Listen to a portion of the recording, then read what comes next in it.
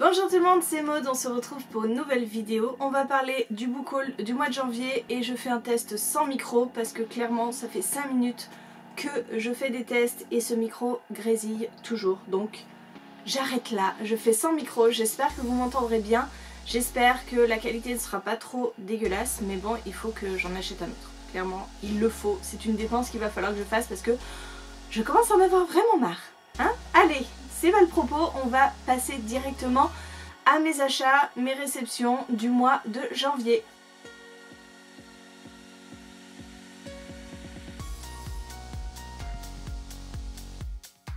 J'ai reçu en janvier La Loi du Sanctuaire de Elodie Bouchet, paru chez la collection électrogène de Gulfstream Éditeur. J'ai beaucoup aimé ce roman, je vous en ai parlé déjà en lecture. C'était une belle découverte sur un roman de fantasy avec des dragons. Une magie bien particulière au sein du sanctuaire, des oracles qui vivent recluses, car la magie peut dénaturer leurs dons. C'était très sympa, j'ai beaucoup aimé et je vous le recommande même s'il y avait quelques longueurs. J'ai reçu de la part de Pulp Fiction Charles 1943 de Florence Medina. C'était un roman très sympa, je l'ai terminé, je l'ai lu. Et il raconte l'histoire de Charles, un petit garçon de 12 ans qui va petit à petit s'infiltrer dans la résistance et malgré son jeune âge, participer activement. On est à Paris, donc loin des maquis. Non, parce qu'à Paris, il y a de la résistance tout autant et les gens prennent autant de risques que dans le maquis et c'est ce que montre ce livre. De la part de l'Archipel, j'ai été plutôt gâtée ce mois-ci puisque j'ai reçu Délivre-nous du mal de Christelle Duchamp. C'est pareil, je l'ai lu, c'était une très bonne lecture, un dénouement très particulier qui fait la part belle aux femmes.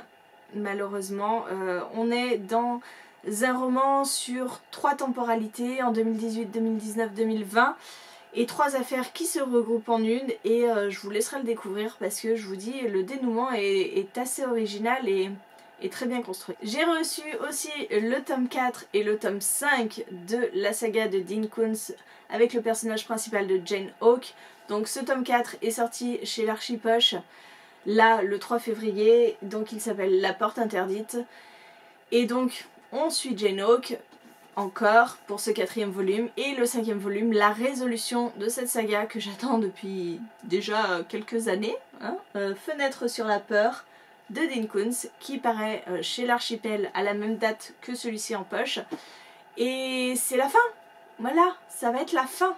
Jane Hawke finit son enquête et va sans doute peut-être pouvoir se venger de ceux qui ont tué son mari. C'est la dernière réception de janvier, il s'agit de Havenfall de Sarah Holland, paru chez Bayard. On est dans une histoire où Maddie va venir donner un coup de main à son oncle dans son auberge, Havenfall, qui est une auberge un peu particulière puisqu'elle fait le lien entre plusieurs mondes et ça va dégénérer lorsqu'ils vont se rendre compte qu'une porte, la porte de Solaria, est ébréchée et son oncle, l'oncle de Maddie, est retrouvé inconscient à côté. Ça commence à devenir intéressant et mystérieux. Refilmer un book haul, c'est aussi prendre le risque d'oublier des livres. Oui, c'est ce qui s'est produit avec Deepwater, que j'ai aussi reçu en janvier. Voilà, Deepwater de Sarah Epstein chez Bayard, que j'ai reçu en janvier et qui est ma lecture en cours, du coup il n'était plus dans ma pile book haul à vous présenter. Et en même temps, je n'avais plus de pile book haul à vous présenter puisque j'avais déjà tourné la vidéo. Force et honneur, on va y arriver. Donc j'ai aussi reçu celui-ci en janvier et on est sur une disparition, la disparition d'Henri qui a disparu depuis 2 mois et 30 jours et qui dans un jour sera officiellement vraiment disparu.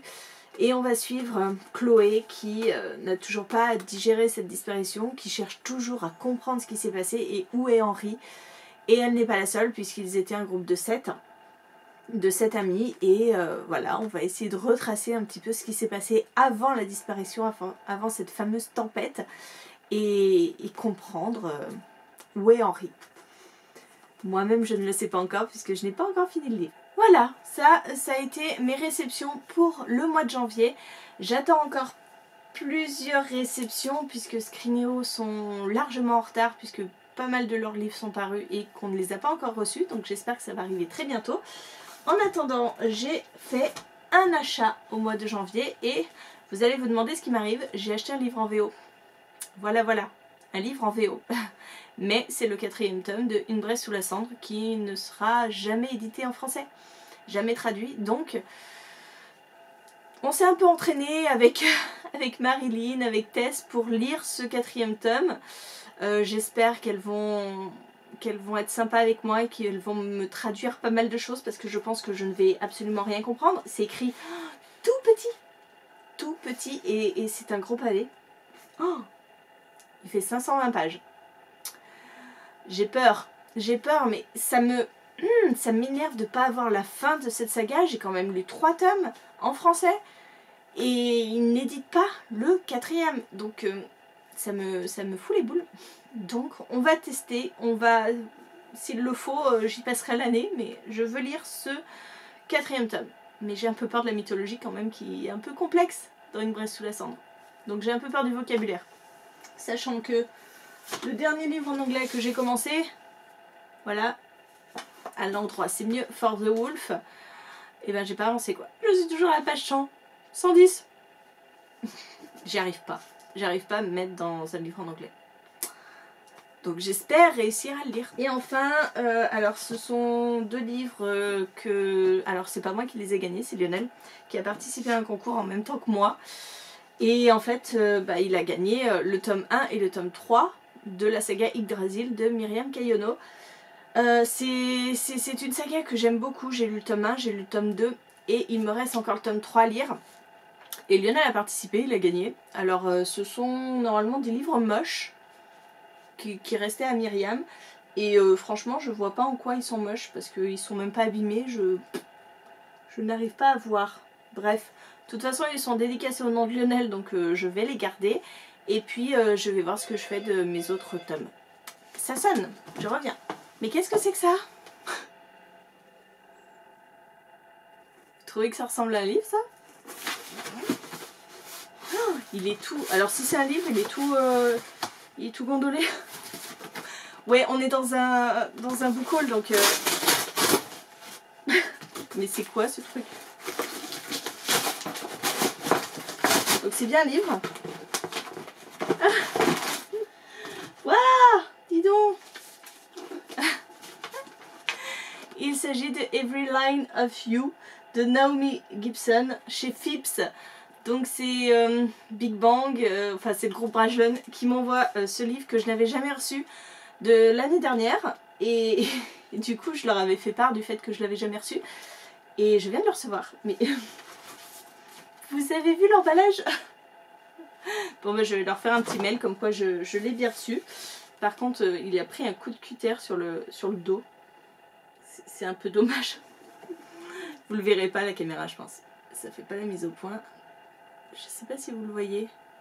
Là en fait il y a un gros cul de cutter. Mais bon. Bon bah cool. Alors à 17 ans Lydia est seule au monde. Son petit frère est mort dans un accident de voiture qui hante toujours ses cauchemars. Son père a fui, la laissant seule avec une mère qui la néglige. Sa meilleure amie est devenue sa pire ennemie. Alors Lydia concentre toute son énergie et ses considérables talents de codeuse à se créer l'IA parfaite. Le résultat s'appelle Henri. Ouais, c'est vrai que j'avais très envie de lire ce livre et bah, il n'était pas arrivé. Et du coup, bah, je suis trop contente. Bon. Cool. Eh bien, écoutez, j'étais en train de vous parler de Yggdrasil. Donc je vous disais que j'allais peut-être racheter le tome 2 et puis faire cadeau de la trilogie à une copine. On va voir. Je sais pas. Je pense que ça pourrait en intéresser certains. En tout cas, c'est une saga qu'il me reste à finir. J'ai encore ce 3e tome. Mais en fait... c'est écrit aussi tout petit, très petit, et le livre fait plus de 500 pages.